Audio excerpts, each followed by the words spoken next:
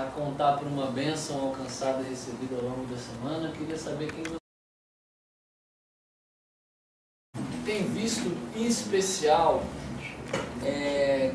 dando uma atenção especial ao primeiro livro da Bíblia. E a gente começou a ver e entender um pouco mais sobre esse livro tão importante que é o livro das origens. A gente já pôde entender também ao longo desses primeiros meses, em especial, por exemplo, como que a gente pode entender melhor a Bíblia, como que a gente pode interpretá-la de forma mais correta. A gente viu também um pouquinho sobre quem é o personagem principal da Bíblia, que é a pessoa de Jesus. E nós temos visto nos nossos encontros um pouco sobre o conteúdo que esse livro apresenta para a gente. Na última semana eu não pude estar aqui com vocês, semana passada, aliás, esse é um motivo pelo qual eu agradeço hoje, não por não estar aqui semana passada, mas por estar hoje em condições. Semana passada também estava muito ruim, passei muito mal de quarta para quinta, e para melhorar eu estava viajando, né? Então você chega de viagem com a saúde lá embaixo é um negócio complicadíssimo. Mas sou grato a Deus por poder estar hoje aqui com vocês. E semana passada, foi o Serginho que conduziu isso aqui, né?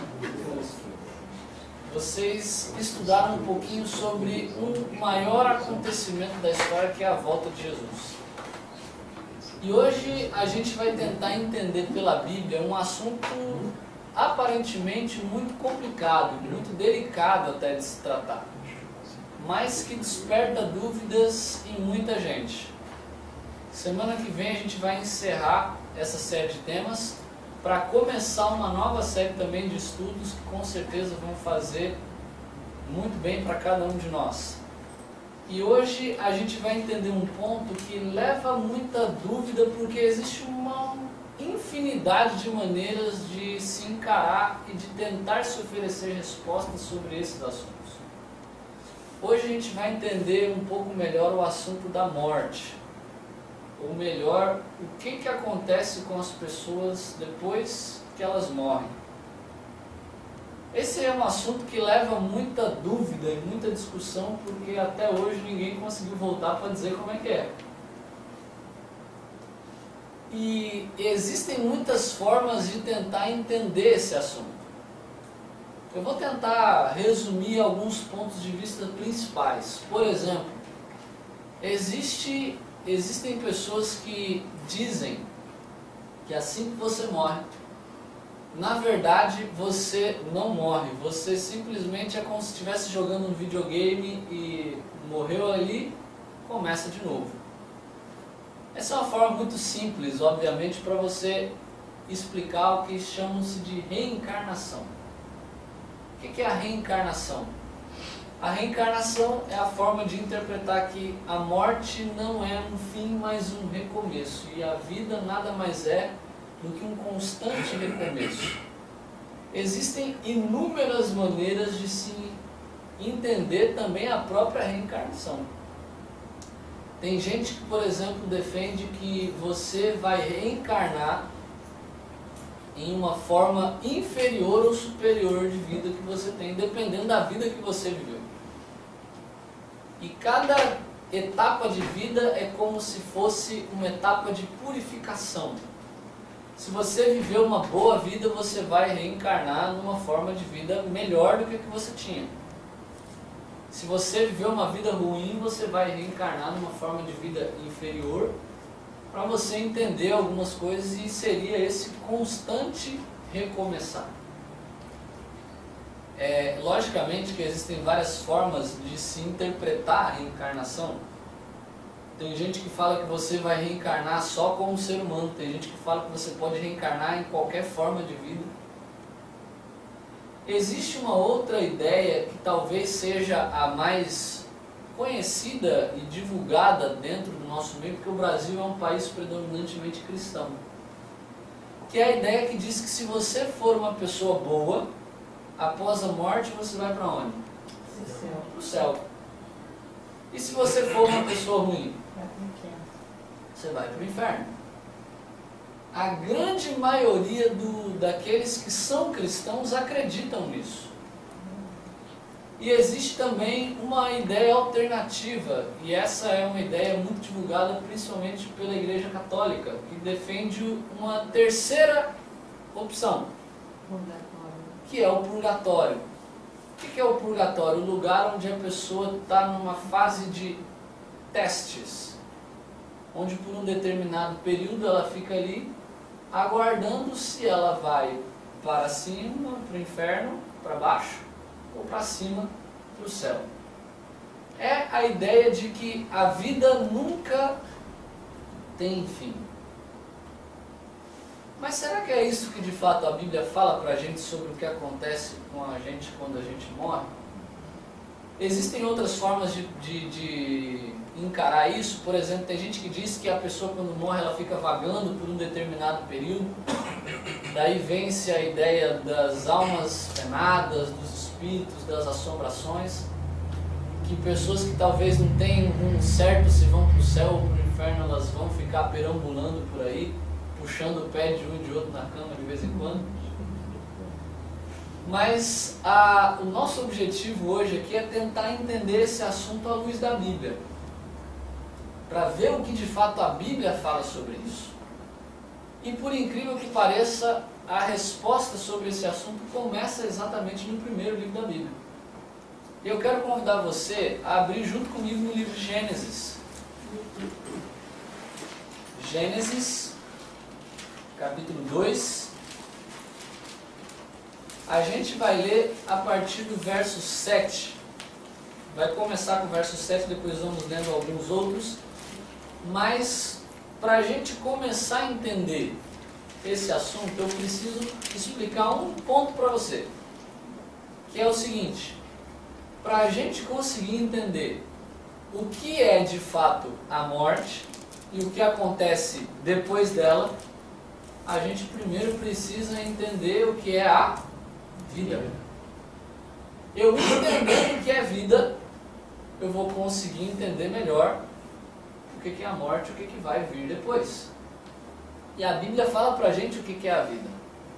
Olha só o que está dizendo aí, vou pedir para alguém ler pra gente. Gênesis capítulo 2, verso 7. Quem pode ler esse verso pra gente? E formou o Senhor Deus o homem do pó da terra e soprou em seus narizes o fôlego da vida. Essa versão da minha Bíblia é um pouco diferente. Não tem problema, pode ler. O fôlego da vida. E o homem foi feito alma vivente. Se tiver uma diferença, é uma questão de uma palavra ou outra, a minha está muito próxima disso aí, o sentido é exatamente esse. A Bíblia diz que quando Deus criou o ser humano, a gente viu um pouquinho do processo da criação, como é que foi. A gente viu que Deus ele havia criado o ser humano à sua imagem e semelhança, mas o processo de vida, de criação da vida do ser humano, foi um pouco diferente das outras criações, ou das outras criaturas, melhor dizendo. Deus ele moldou o ser humano do pó da terra. E é interessante que a gente precisa entender aqui que para que haja vida, precisa haver uma combinação de duas coisas elementares, que são o que aí no texto bíblico? Matemática básica aí, olha só. Para que haja alma vivente, precisa haver o quê? Fôlego de vida mais o pó da terra, que é o corpo. Ou seja, a Bíblia está dizendo para a gente uma coisa muito importante. E isso precisa ficar bem claro para a gente. A Bíblia está dizendo para nós que o ser humano ele é uma alma, não que ele tem alma. Você consegue perceber a diferença? Várias vezes na Bíblia você vai ver que alma é sinônimo de pessoa. Ou seja, eu sou uma alma, Rogério é uma alma, Isaac é uma alma, Eliezer é uma alma. Nós não simplesmente temos alma, nós somos alma vivente. A Bíblia está dizendo que para que haja vida, eu preciso da combinação desses dois elementos. E sem eles, não existe vida. Se não houver o corpo, formada do pó da terra.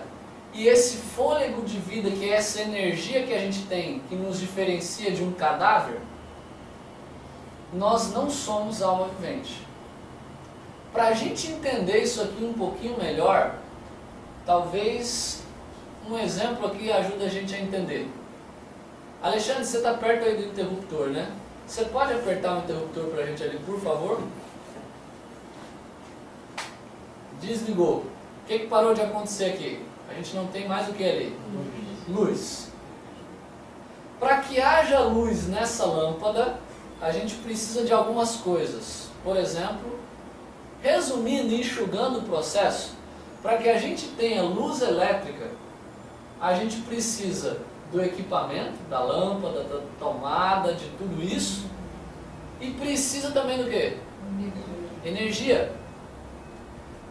Se eu tiver só a fiação, interruptor, tomada e luz, eu tenho energia elétrica? Eu tenho luz elétrica? Precisa alguém para acionar. Além disso, você botou um outro fator interessante aí. Mas se eu tiver só a estrutura física, eu não tenho luz elétrica. Se eu tiver a energia, mas não tiver o equipamento, eu também tenho luz elétrica? Não. Para que eu tenha luz, eu preciso da combinação do quê? De todos os elementos. Liga pra gente aí, Alexandre. Obrigado. Ele mencionou um outro fator. Precisa de alguém que acione, né? Com a vida do ser humano é a mesma coisa. Para que tenha vida, o ser humano precisa dessas duas coisas. São coisas que existem, mas não funcionam separadamente. Tem coisa que a gente às vezes compra, né? Propaganda de brinquedo de criança tem muito isso, né? Bota um monte de coisa, mas é só uma parte. Aí outros itens são vendidos separadamente. Até funciona, né? Existem coisas como a vida do ser humano que ela não funciona separadamente. Para que haja vida precisa haver corpo no pó da terra e fôlego de vida. E precisa de alguém para apertar o botão. E lá no Éden esse alguém foi Deus. Esse alguém foi Deus. Deus deu para o ser humano vida. E é interessante que lá no Éden essa vida ela estava dada ao ser humano de forma condicional. E a gente já viu um pouquinho sobre isso quando estudou um pouco da questão do livre-arbítrio. Mas eu quero ler mais um texto com vocês, que está já no verso 16 e 17 do capítulo 2. Quem pode ler para a gente Gênesis 2, verso 16 e 17? E o Senhor Deus lhe deu esta ordem: de toda árvore do jardim comerá livremente, mas da árvore do conhecimento do bem e do mal não comerás, porque no dia em que dela comeres, certamente morrerás. Deus ele falou aqui uma coisa muito séria, muito importante. Ele deu para o ser humano a liberdade e ele falou, olha, você é livre, você tem vida, mas no dia em que você desobedecer, você vai o quê? Morrer. E olha que interessante, porque quando a gente vai no capítulo 3, a partir do verso 1 até o verso 4, a gente vê o processo de tentação do ser humano. E a gente vê que a serpente, que é apresentada ao longo da Bíblia como sendo o próprio diabo, o próprio Satanás, ele fala algo que vai em oposto àquilo que Deus fala. O que ele fala? Vamos ler? Quem pode ler para a gente aí Gênesis 3, versos 1 a 4? Mas a serpente, mais sagaz que todos os animais selváticos que o Senhor Deus tinha feito, disse à mulher: é assim que Deus disse: não comereis de toda a árvore do jardim? Respondeu-lhe a mulher: do fruto das árvores do jardim podemos comer, mas do fruto da árvore que está no meio do jardim, disse Deus: dele não comereis, nem tocareis nele, para que não morrais.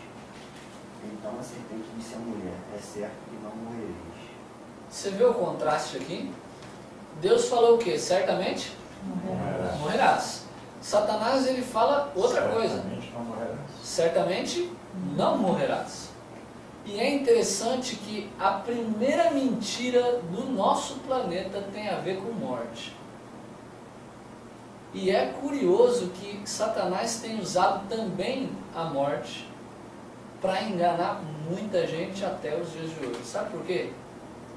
A morte é uma das maiores evidências da existência de Deus. A morte é a confirmação de que a gente não foi criado para ela. Independentemente de como ela venha, nós não conseguimos nos acostumar com ela. A gente se conforma, mas a gente não se acostuma. O fato da gente até hoje não conseguir lidar com isso mostra que a gente foi criado para uma realidade diferente. Um autor cristão chamado C.S. Lewis, ele fala o seguinte: se eu tenho em mim um desejo, um anseio que nada nesse mundo consegue preencher, consegue me responder, quer dizer que eu não fui criado para ele. Se a morte fosse para ser algo natural na nossa vida, a gente já teria se acostumado de forma melhor com isso. E a grande resposta para esse dilema está no fato de que Deus não criou o ser humano para morrer. Deus criou o ser humano para viver eternamente. A morte é um intruso, vinda por alguém que enganou e seduziu e que tem prazer em ver o ser humano sofrer. É interessante que Deus falou: no dia que vocês desobedecerem, que vocês pecarem, certamente vocês vão morrer. Porque o pecado nada mais é do que a separação de Deus, e Deus é a fonte da vida.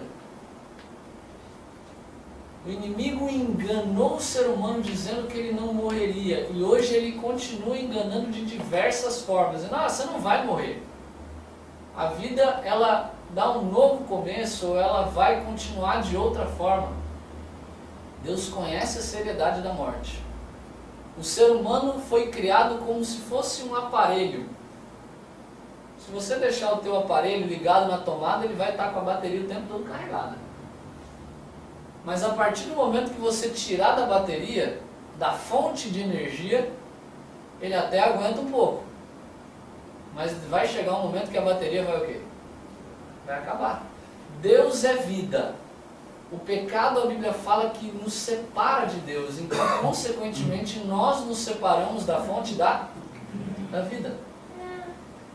A Bíblia diz que o pecado passou a todos os homens porque todos pecaram, e consequentemente a morte passou a todos os homens porque todos pecaram, então todos morrem. Ela fala pra gente que o salário do pecado é a morte. Mas existe um grande dilema que se levanta. Tá, beleza, eu entendi que existem duas coisas que são certas na vida. Você não consegue escapar. Uma é a morte e a outra é o imposto, né? Agora, o que então de fato acontece? Será que de fato então eu vou, e eu tenho certeza que possivelmente você ouviu em algum momento alguém dizendo assim: não, fica tranquilo que essa pessoa está lá em cima hoje olhando por você e está torcendo e cuidando de você. Parece ser algo muito confortador. Mas será que de fato é isso que a Bíblia diz pra gente? A Bíblia diz para nós que a morte não faz parte do plano original de Deus. Mas ela também apresenta para a gente algumas coisas que acontecem com o ser humano durante esse período. Se você continuar descendo um pouco mais até o verso 19, você vai começar a entender um pouco mais sobre o que acontece com o ser humano depois que o ser humano morre. A Bíblia ela diz para nós, assim, quem pode ler para a gente o verso 19 do capítulo 3. No suor do rosto comerás o teu pão, até que tornes a terra, pois dela foste formado, porque tu és pó, e ao pó tornarás. A Bíblia vem dizendo então que quando a morte chega no ser humano, e a morte infelizmente é uma certeza porque todo mundo pecou,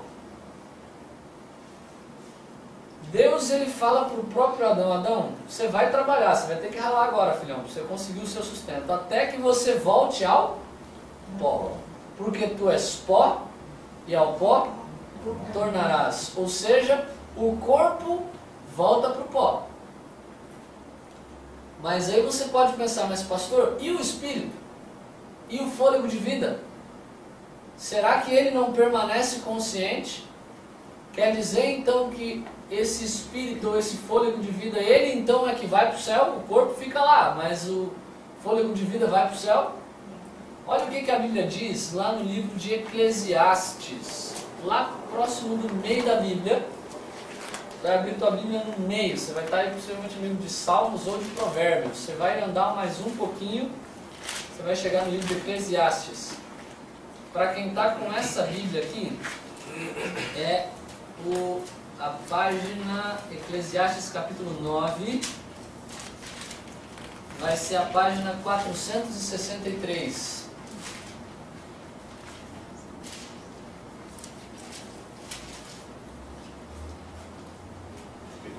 Capítulo 9, verso 5. Olha o que a Bíblia fala sobre o estado de consciência da pessoa quando ela morre. Será que o morto ele faz alguma coisa? Ele vai para algum lugar? Ele realiza alguma atividade? Ele fica vagando por aí? O que será que acontece com ele? Eclesiastes capítulo 9, verso 5. Quem pode ler para a gente? Porque os vivos sabem que hão de morrer, mas os mortos não sabem coisa nenhuma. Nem tampouco eles têm jamais recompensa, mas a sua memória ficou entregue ao esquecimento. Quem pode ler para a gente agora o verso 10, que vai complementar um pouquinho mais sobre esse texto? Tudo quanto tiver a mão para fazer, faze-o conforme as tuas forças. Porque na sepultura, para onde tu vais, não há obra, nem projeto, nem conhecimento, nem sabedoria alguma. Algumas versões trazem a palavra no além, para onde você vai. Na verdade, a tradução de sepultura ela é um pouco mais correta com o original. A palavra hebraica Sheol. Sheol significa sepultura, lugar onde vai o morto. O que Salomão está dizendo aqui? O livro de Eclesiastes é um livro que ele faz muitas ponderações sobre a vida. Salomão escreve quando ele já está bem velho. E um dos recados principais de Salomão é: aproveita para fazer as coisas enquanto você está vivo. Porque o morto, quando morre, ele entra num estado de completa inconsciência. Ou seja, o morto, de acordo com o verso 5, a sua memória jaz no esquecimento. Ou seja, ele não sabe de nada. Além disso, o verso 10 fala para a gente, olha, o que você tem que realizar precisa ser realizado agora. Porque na sepultura, para onde você vai, não há planejamentos, não há projetos, não há realizações, não há atividade, não há conhecimento, não há nada. A Bíblia apresenta para a gente que a pessoa, quando ela está morta, ela entra num estado de completa inconsciência.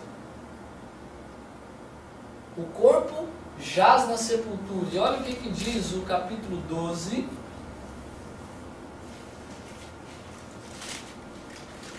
Capítulo 12, verso 7. Quem pode ler para a gente? Você pode falar, o corpo está lá na sepultura, não faz nada, mas e o espírito? Quem pode ler para a gente o verso 7? Eclesiastes 12, 7. Uma página para frente. E o pó volte à terra, como era. O espírito volte a Deus, que o deu. Esse verso fala para a gente que o espírito ele não fica vagando. Esse espírito também pode ser entendido como fôlego de vida. Não é algo consciente independentemente do corpo. Esse fôlego de vida volta para Deus porque ele vem de Deus. Nós só estamos vivos por causa de Deus. E os mortos, eles entram num estado de completa e total inconsciência. A Bíblia apresenta a morte em uma comparação, por exemplo, com o sono. Se você pegar a sua Bíblia e ir agora até o Novo Testamento, você vai ver que Jesus ele usa essa imagem para descrever algo muito interessante que está acontecendo com relação a um amigo dele. João capítulo 11, está na página 87 do Novo Testamento. eu vou tentar resumir um pouquinho essa história para você entender o contexto dela, porque ela ajuda a gente a entender muito bem esse contexto do que se refere à morte. Lázaro era um grande amigo de Jesus, amigo de Jesus mesmo, e Jesus está com os discípulos conversando em determinado momento e chegam alguns amigos, porque Lázaro morava numa outra cidade. Chegam pessoas para Jesus falando: Jesus, é o seguinte, seu amigo Lázaro, ele está passando muito mal. Ele está muito doente, o senhor precisa ir lá curá-lo. E aí Jesus fala: beleza, obrigado pelo aviso. Jesus parece que propositadamente, ou não sabemos, o texto não fala para a gente o porquê, mas o texto fala que Jesus esperou alguns dias, ainda não conseguiu ir naquele mesmo dia. E ele então fica sabendo que Lázaro estava morto. E é interessante que, se você puder pegar aqui a partir do verso 11, você vê que Jesus ele fala com os discípulos: olha, vamos lá se encontrar com Lázaro.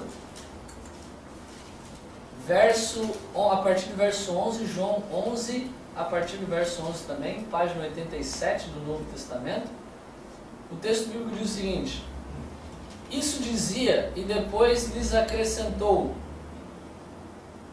nosso amigo Lázaro adormeceu, mas vou para o quê? Despertá-lo. Disseram-lhe, pois, os discípulos: Senhor, se dorme, está salvo.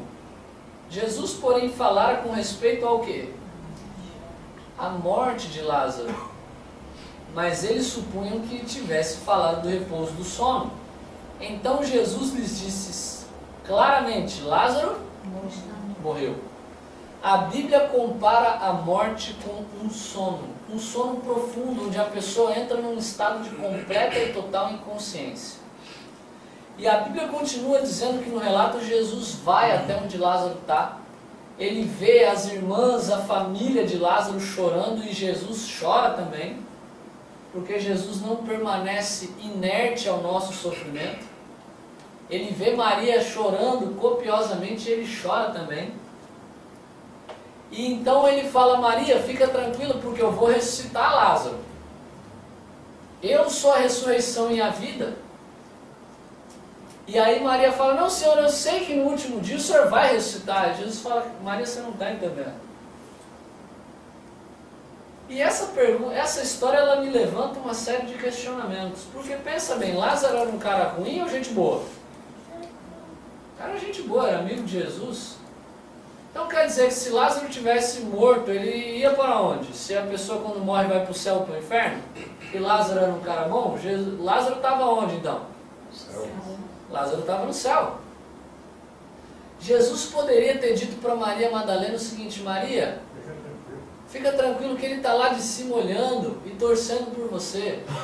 Maria, ele vai cuidar de você.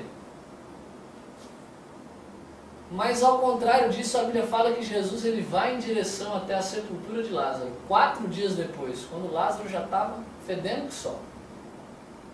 E ele fala: tira a pedra. Se fosse hoje em dia, ele ia falar o seguinte: tira o corpo, abre, cava a terra, puxa o caixão. As pessoas começam a ficar sem entender o que Jesus estava fazendo, porque eles falam: olha, o corpo já está apodrecendo. Bom, mas o cara era amigo de Jesus, vamos dar a chance para ele ver ele pelo menos uma última vez.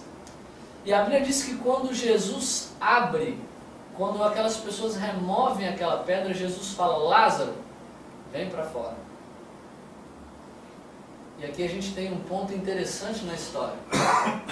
Jesus tem que chamar Lázaro pelo nome. Porque se ele não tivesse falado o nome de Lázaro, todos os mortos naquele momento sairiam de suas sepulturas. Sabe por quê? Porque Jesus é vida.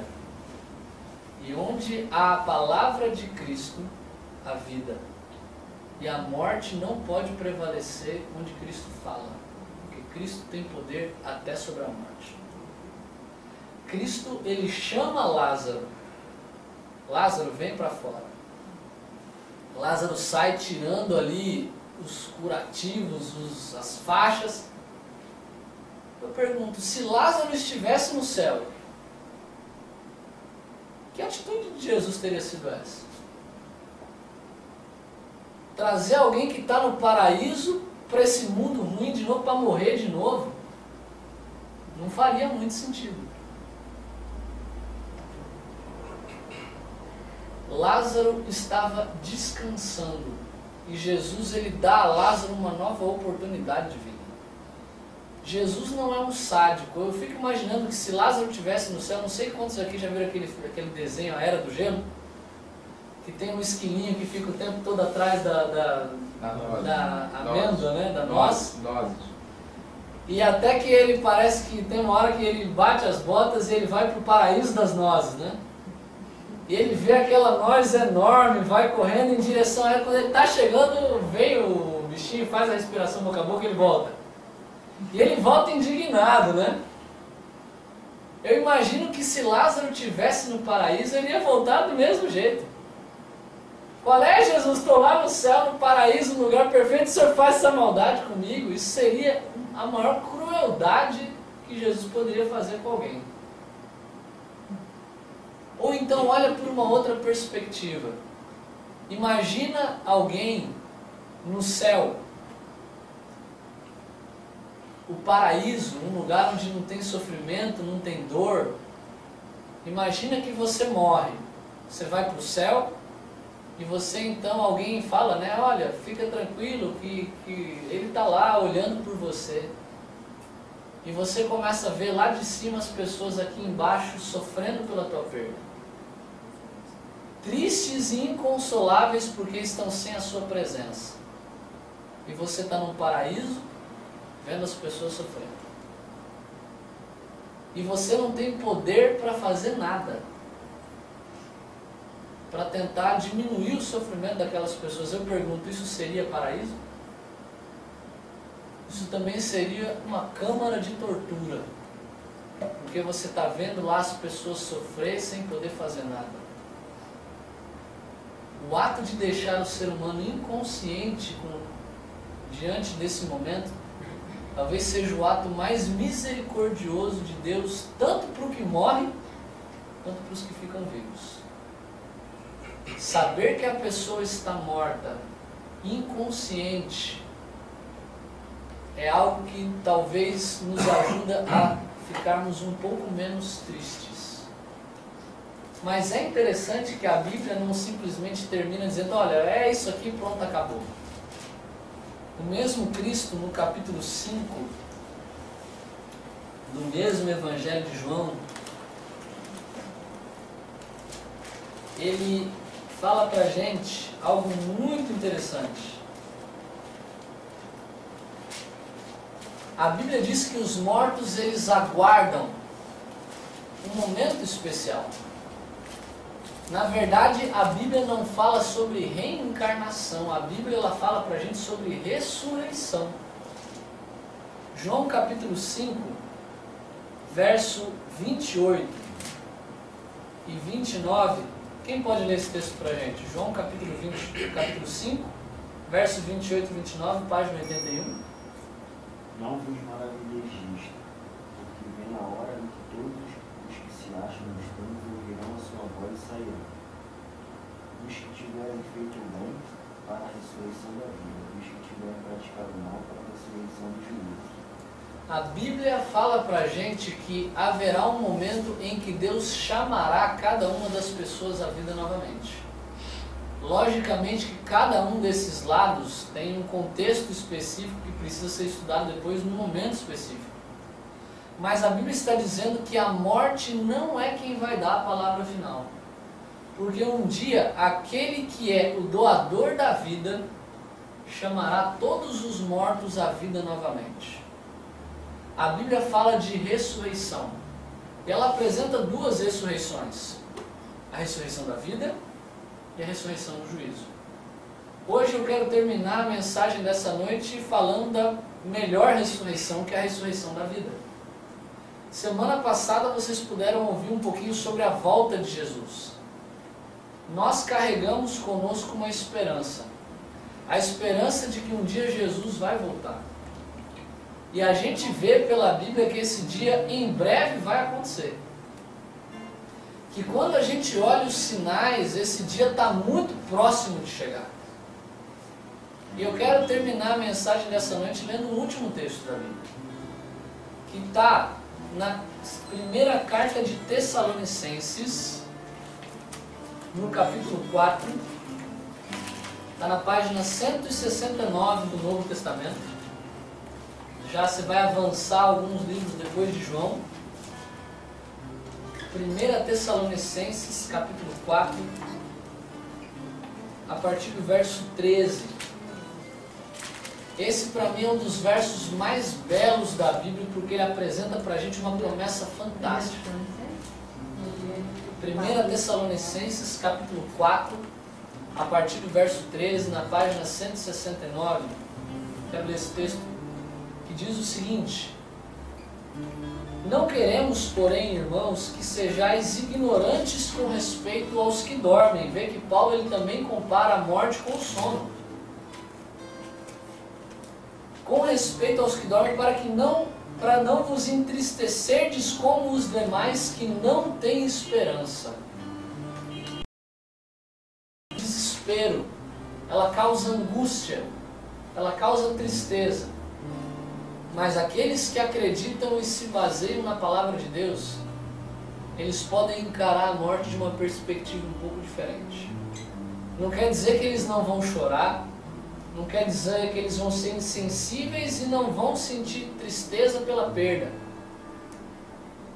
Não quer dizer que eles não vão sofrer, mas quer dizer que eles não precisam entrar em desespero. Porque a Bíblia dá pra gente uma promessa de esperança. E isso é o que diferencia. E a Bíblia continua dizendo o seguinte, verso 14: pois se cremos que Jesus morreu e ressuscitou, assim também Deus, mediante Jesus, trará em sua companhia os que dormem. Ora, ainda vos declaramos por palavra do Senhor isso, que nós, os vivos, os que ficarmos até a vinda do Senhor, de modo algum precederemos os que dormem.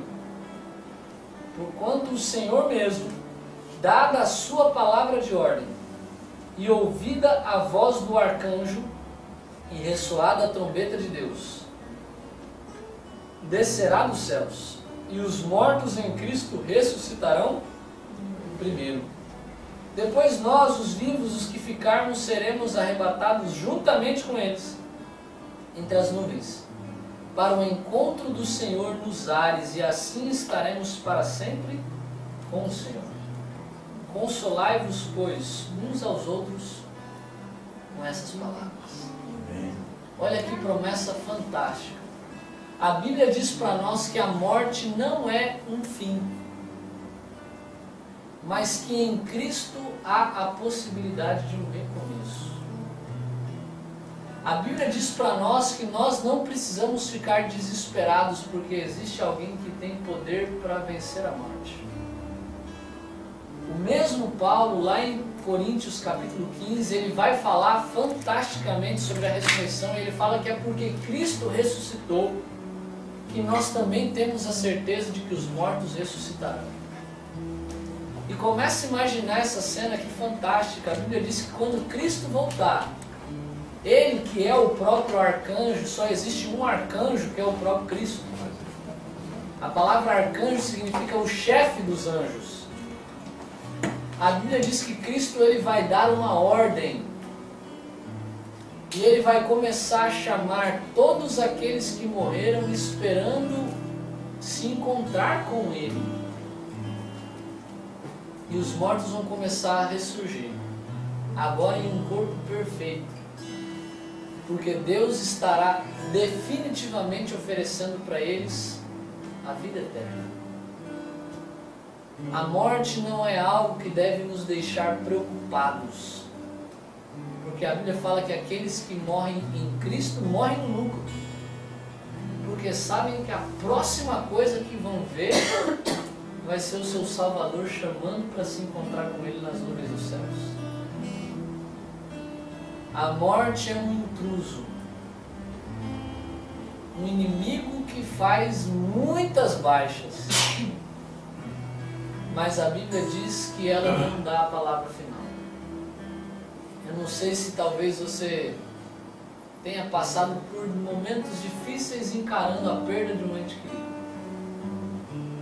Como que você talvez tenha dúvidas sobre esse assunto, mas a Bíblia ela diz pra gente algumas mensagens muito confortadoras nessa noite. A primeira é de que a morte não é o plano original de Deus. De que assim como num lar perfeito, no Éden inicial, não havia morte, no Éden restaurado, também não haverá morte. Apocalipse 21, verso 4, tem um texto maravilhoso, está na página 212 lá do Novo Testamento, lá no finalzinho. Esse é o meu preferido. Esse verso tem confortado o coração de milhões de pessoas. Apocalipse capítulo 21, verso 4. Quem pode ler esse texto para a gente? Lhes enxugará dos olhos toda lágrima, e a morte já não existirá. Já não haverá luto, nem pranto, nem dor, porque as primeiras coisas passaram. Nós temos no Gênesis o Éden, o primeiro Éden, onde não havia morte. No Éden restaurado, a Bíblia fala que também não haverá morte, porque a morte é um intruso na criação de Deus. Essa é a primeira mensagem de esperança que temos, de que Deus um dia vai colocar um fim sobre a morte. A segunda mensagem de conforto que nós temos é de que os mortos, eles permanecem inconscientes. E que por isso eles não planejam nada, eles não fazem nada, e isso é bom porque é bom para eles e para a gente, porque ninguém sofre desnecessariamente. Mas acima de tudo, é para nós um lembrete muito importante. E é talvez por isso que Satanás queira tanto enganar as pessoas com relação à morte. Sabe por quê? Porque ele quer que você passe a vida sem tomar a sua decisão em favor de Cristo.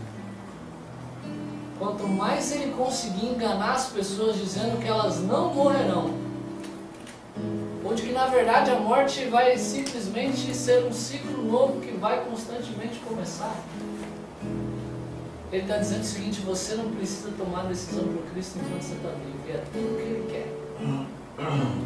Porque ele sabe que depois da morte não há oportunidade para fazer diferente.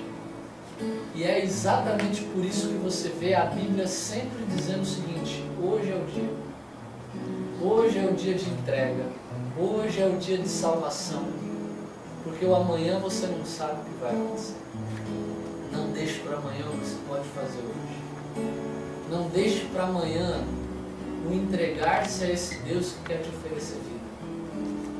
O entregar-se a esse Deus que quer te oferecer esperança.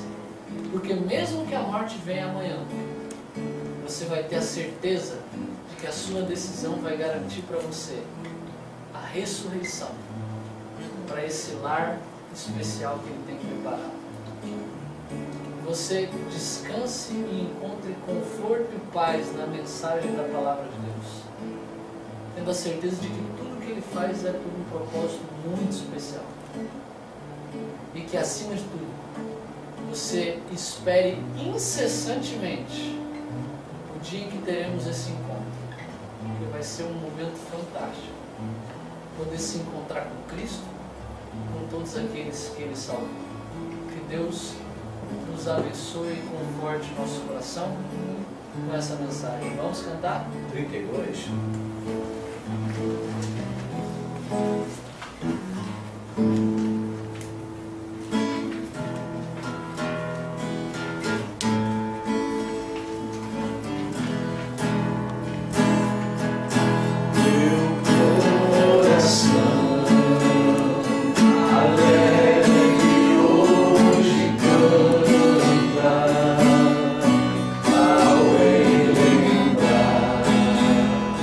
Que a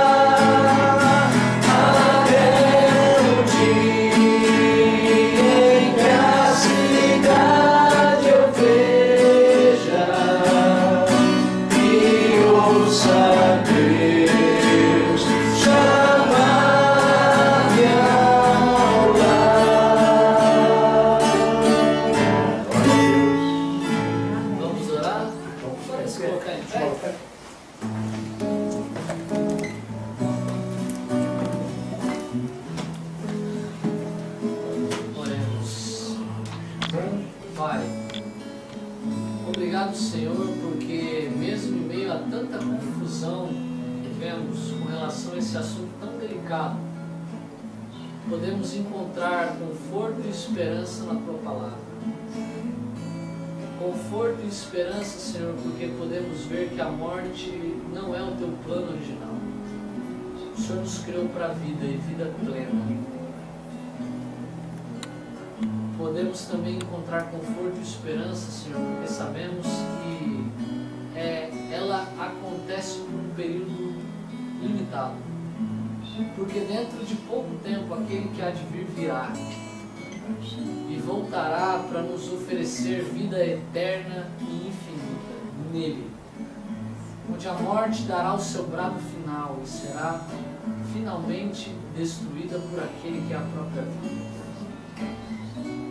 Conforta o nosso coração, anima-nos e dá-nos a esperança de desejarmos ansiosamente, enquanto estamos vivos, esse encontro com o nosso Salvador.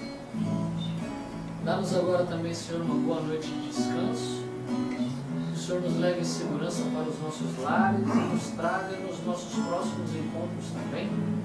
É o que te pedimos no nome do seu Filho amado Jesus. Amém. Meus irmãos, de Deus, nós estamos aqui às segundas, quintas e sábados. Nós temos o horário aqui, segunda e quinta de 8 horas, e sábado a partir de 8, sempre com a preocupação de estar orando e vendo e ouvindo a palavra do Senhor. Compareça aqui. Eu estou aqui com os cartãozinhos, que é um cartão de visita, mas esse grupo que é de vocês também se reúne. Se vocês tiverem alguém, um vizinho, parente, que queira ouvir a palavra de Deus, convide-os. Quem quiser, está aqui você.